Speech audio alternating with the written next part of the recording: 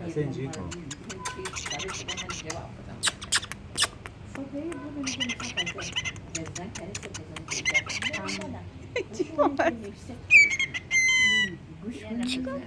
صدای خروش چی گفت؟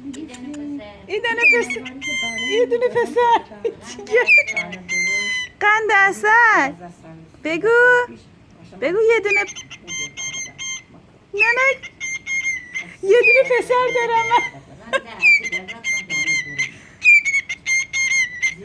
آفرین یه دونه پسر دارم من خب قند اصل دارم من جیگرت بامز میرخصه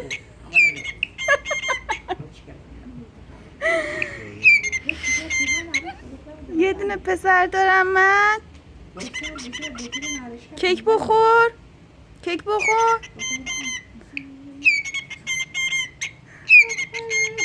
یه دونه پسر دارم من نشتمی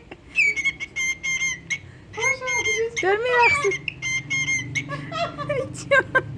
یه دونه از این بخواه دیگه اصلا از خونه در نمیاد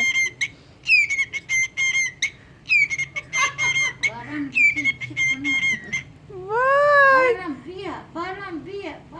آخه یه دونه پسر دلم من خب چون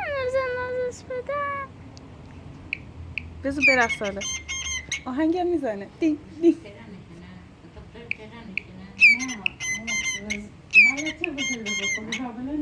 خب